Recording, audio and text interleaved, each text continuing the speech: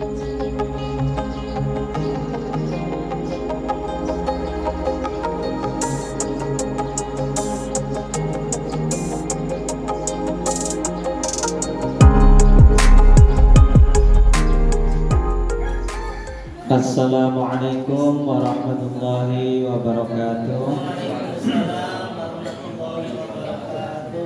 Nahmaduhu wa nasta'inuhu wa nastaghfiruhu wa na'udzu billahi min shururi anfusina wa min sayyiati a'malina. Man yahdihillahu fala mudilla lahu wa man yudlilhu fala hadiya lahu. Asyhadu an la ilaha illallah wa asyhadu anna Muhammadan abduhu wa rasuluh la nabiyya ba'dah.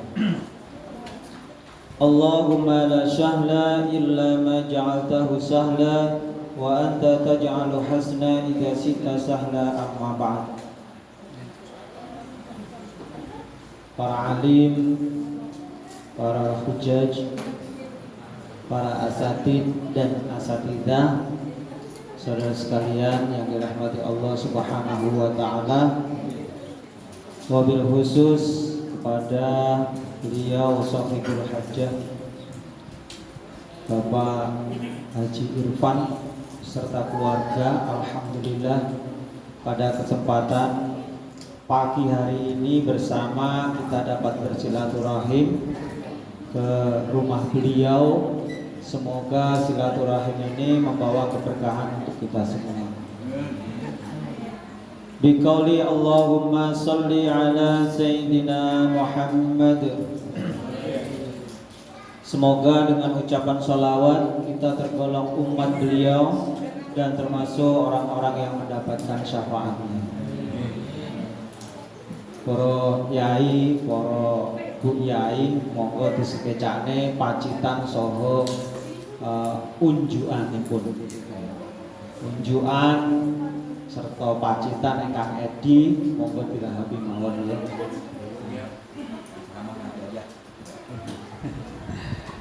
Baik, di sini saya akan berbagi saja, yaitu sebagaimana hadis yang terdapat di hadis Arba'in.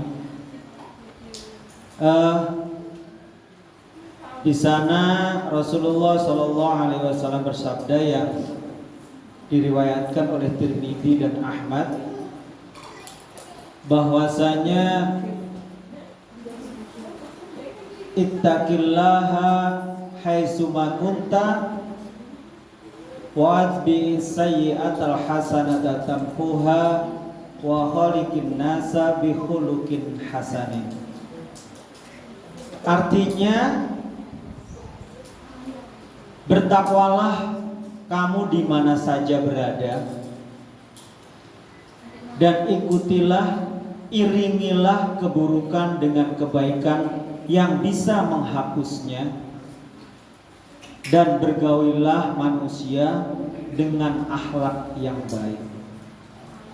Ini hadis yang cukup elegan bagi kita.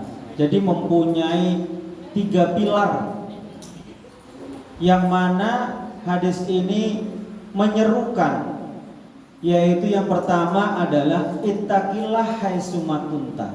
Bertakwalah kamu di mana saja berada. Para asatid dan asatidah yang dirahmati Allah Subhanahu wa taala, kata takwa itu adalah wiqayah. Arti takwa adalah wiqayah. Kalau nggak salah ya Pak Haji ya. Wiqayah itu artinya adalah perlindungan diri, yang mana diri kita ini mampu melindungi diri kita sendiri, melindungi diri kita sendiri dan memberikan kenyamanan pada diri kita, sehingga tidak menyulut kemarahan dan kemurkaan Allah Subhanahu wa taala. Kita bisa mewawas diri kita dan bisa lingkungan kita ini bisa nyaman. Nah, ini arti takwa itu sendiri. Nah, oleh karena itu ada haknya, yaitu hak kepada Allah. Haknya kepada Allah bagaimana? Yaitu dengan cara bertakwa kepada Allah Subhanahu wa taala. Singkat, kalau bertakwa itu ya instruksinya ittaqullaha haqqa tuqatih wa la tamutunna illa wa antum muslimun. Singkat padat. Terus tetapi dalam rangkaiannya bagaimana kita bertakwa itu yang perlu kita susuri. Yaitu perjalanan takwa itu adalah hak kita kepada Allah Subhanahu wa ta'ala. Kalau kita sholat berarti kita sudah memenuhi hak kita kepada Allah. Kalau kita melakukan zakat, membayar zakat, bersedekah dan lain sebagainya, berarti perintah Allah yang diberikan kepada hambanya, kita sudah melakukannya, itu berarti sudah menunaikan hak kita kepada Allah Subhanahu wa ta'ala. Nah, ini hak kita kepada Allah yang harus kita lakukan adalah bagaimana wa'budu, yaitu menyembah kepadanya. Yaitu innani anallahu la ilaha illa ana. Sesungguhnya saya ini adalah Allah. Tidak ada Tuhan selain aku. Ini Allah ini sombong saat ini. Kata-kata ayat ini adalah ayat sombong, yang mana pantas sombong itu hanya bagi Allah Subhanahu wa ta'ala. Innani anallah, saya ini, sesungguhnya saya ini adalah Allah. Fa'buduni, maka sembahlah saya. Wa aqimis sholati lidzikri, dan dirikanlah sholat untuk mengingatku. Ini adalah haknya. Yang mana hak kita kepada Allah Subhanahu wa ta'ala, yaitu menyembah Allah Subhanahu wa ta'ala dan menunaikan sholat untuk mengingat Allah Subhanahu wa ta'ala. Poin pertama. Para asatidz dan asatidzah yang dirahmati Allah Subhanahu wa ta'ala, wa atsbi sayyi'atal hasanata tamhuha, iringilah keburukan dengan kebaikan yang bisa menghapusnya. Artinya apa? Introspeksi diri kita. Ini hak kita untuk diri kita sendiri. Ketika kita melakukan kejahatan, ya kata-kata jahat itu kayaknya agak kriminal. Kalau kita melakukan kesalahan, kalau kita melakukan khilaf, ya dikit-dikit kalau begini melakukan maaf ya, lagi khilaf. Sedikit lagi melakukan kesalahan, maaf lagi hilaf. Sedikit yang kita lakukan, sedikit itu menjadi hilaf. Hilafnya terkadang disengaja dan hilafnya terkadang tidak disengaja. Yaitu saya sendiri juga seperti itu. Nah, kehilafan yang kita lakukan, baik itu disengaja ataupun tidak disengaja, itu adalah sebuah keburukan, menjadi catatan untuk kita. Diingat Pak ini. Ketika melakukan sebuah kesalahan itu perlu kita ingat. Dan bagaimana kesalahan itu kita tutup dengan kebaikan yang bisa kita tebarkan. Nah, kebaikan itulah yang bisa menghapus kesalahan yang kita lakukan. Kalau umpamanya hari ini saya melakukan kesalahan, terus hari ini apa yang akan saya lakukan kebaikan? Nah, dengan seperti itulah maka ada keseimbangan, balance antara keburukan yang kita lakukan, kekhilafan yang kita lakukan dengan kebaikan yang kita tebarkan. Nah, dengan seperti itu, jadi nama baik kita tetap wangi, nama baik kita tetap bagus. Ya, namanya manusia nggak tentu selalu baik. Temennya kerja, contoh ini temennya kerja ini Kak Jujun malah duduk nyantai ngopi sambil merokok. Nah, orang rasanya enak, kayak situ kancane nyabu malah nongkrong rokok. Nah, ya mohon maaf nih Kak Jujun ya. Umpama ini ketika orang yang mengucapkan seperti itu dengan tidak sengaja dia melakukan suatu kesalahan. Padahal Kak Jujun ini baru bangun tidur, kalau nggak ngopi sambil merokok mau kerja nggak ada semangat, belum tahu udah suudzon terlebih dahulu. Nah itu seperti itu. Nah ketika saat itu melakukan kesalahan atau khilaf seperti itu, bagaimana yang harus saya lakukan untuk menebarkan kebaikan? Ya datang kepada Jujun, tak rokok tak tadi malam dapat sodako ceplok, ya itulah kebaikan. Jadi udah ngudut merokok ditambahi rokoknya, ya Allah. Itu orang lain yang sudah seudon karena melakukan sebuah kesalahan atau kekhilafan ditutupi dengan kebaikan, nyebloi rokok, rokoknya tanggung-tanggung, kelas mil, sampurna lah, masuk itu. Oh kan,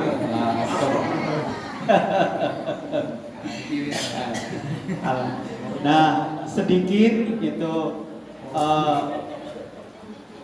mengenai tentang bagaimana keburukan, kekhilafan yang kita lakukan kita imbangi dengan sebuah kebaikan. Yang ketiga, ini terakhir ini sepanjang-panjang. Yang ketiga, ini adalah hak kita kepada orang lain. Wa khaliqin nasa bi khuluqin hasanin. Bergaulilah manusia dengan akhlak yang baik. Rasulullah menyampaikan ini bukan wa khaliqil muslimini wal muslimat wal mu'minina wal mu'minat. Tidak menyampaikan hal itu. Artinya apa? Perintah Rasulullah SAW untuk bergaul, untuk berakhlak kepada manusia itu bentuknya umum. Mau Hindu kah, mau Islam kah, mau dari Afrika, mau dari Indonesia, golongan putih, golongan kulit hitam, tidak ada perbedaannya. Artinya apa? Memilih kita itu bergaul, kita berteman, berakhlak terhadap orang lain, tidak pilih-pilih. Ya kalau derajatnya kiai ya munduk-munduk, di depannya sambil nunduk nyuwun sewu, nyuwun sewu. Tapi kalau orang-orang kiranya rambutnya agak pirangan, ini yuk nenteng gini, agak ndangak kepalanya. Kalau nggak sombong saya nanti disombongin. Artinya apa? Di sini kita sudah membedakan. Artinya derajat seseorang itu ketika kita menghormati, hormatilah yang sama. Bagaimana kita menghormati kiai, bagaimana kita menghormati teman biasa, bagaimana kita menghormati orang Tebang umpamanya. Nah, orang Tebang itu kalau kita klakson itu seneng loh Bu. Lagi Tebang, tin, wow. Itu begitu. Ya, dianggap temannya. Dianggap koncol. Itu. Artinya apa? Mereka juga butuh teman, mereka butuh dihargai. Bukannya mereka itu badannya kusut dengan warna hitamnya karena bakaran tebu itu terus dianggap mereka itu lebih bawah, itu bukan. Artinya apa? Penyetaraan kita ketika kita bergaul dengan orang lain. Nah, bagaimana kita itu menumbuhkan sosok diri kita ini ketika kita ada di sekelompok orang itu merasa nyaman dengan kita. Nah ini yang susah. Nah, bagaimana kalau kita ini berada di sana bersama manusia yang umum, keberadaan kita ini merasa mereka itu terayomi. Ini yang menumbuhkan seperti itu sulit. Bagaimana keberadaan kita di sekelompok orang itu mereka merasa terbantu. Kata-kata yang bijak, kata-kata yang diplomatis, yang memberikan suasana dalam lingkungan ketika kita bergaul itu menjadi nyaman dan tentram. Nah, ini bagaimana kita menumbuhkan hal itu. Nah, kita ini sebagai ustadz dan ustadzah bergaul di masyarakat yang banyak, tidak memilih. Ada masyarakat satu saja, Pak, kemarin itu tuh gini loh Pak, kemarin itu saya lewat aja, udah mukanya sinis terus. Ya kita malah bumbuin, iya kok memang orang itu tuh kayak gitu wataknya. Malah bumbuan nih jenenge. Ya bagaimana kita menengahi di tengah masyarakat orang yang lagi tidak enak seperti itu ketika berbicara dengan orang lain. Nah, disitulah kita menjadi adil, orang yang menjadi penengah di antara saudara-saudara kita, kepada tetangga kita, kepada masyarakat kita, dan juga kepada keluarga kita. Terutama pada keluarga ya, ustaz dan ustazah ini perlu kita lakukan. Kalau kita di luar ngobrolnya sama orang lain, manggut, iya Pak. Ngobrol sedikit, iya Pak. Orang lain itu manggut, senang no. Kalau di keluarga itu udah manyun aja dia, Pak. Karena lo Pak, dia nyerubat kangen. Lah, Rumput kambil bareng arep gopo. Tuku karan koperasi beres. Malah ngono kuwi model. Nah, jadi kadang itu di luar itu baik, tapi di keluarga itu kurang harmonis. Bagaimana kita menciptakan harmonis dulu di keluarga? Ya, kalau harmonis di keluarga, anak-anaknya melihat, anaknya juga harmonis. Nah, keuntungannya harmonis di dalam keluarga itu ya banyak permintaan yang banyak kita dapatkan gitu. Alah pak kowe kok ora gelem dadak nyapon nyedek-nyedek barang. Ya rugi akhirnya. Ya malam ini terlewatkan. Ya.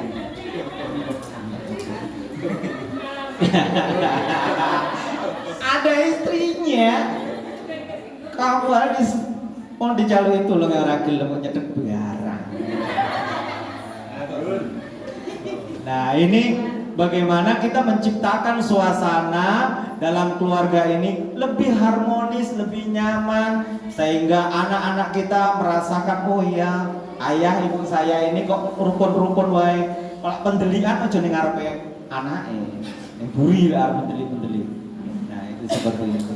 Jadi bagaimana kita menciptakan baik dalam keluarga, baik dalam masyarakat, dan baik dalam lingkungan luas. Semoga saya tarik kesimpulan dalam hal ini bahwasanya hadis ini memberikan didikan kepada kita bahwasanya kita harus tunaikan hak kita kepada Allah Subhanahu wa taala. Kita tunaikan hak diri kita sendiri dan juga kita tunaikan hak untuk orang lain, hak untuk manusia luas. Sehingga ketika hak yang kita tunaikan, hak-hak yang sudah kita lakukan, maka kita insya Allah jadi manusia yang baik di mata manusia dan baik di mata Allah Subhanahu wa ta'ala. Semoga sedikit yang saya sampaikan membawa manfaat untuk diri pribadi saya dan umumnya untuk para asatidz dan asatidzah.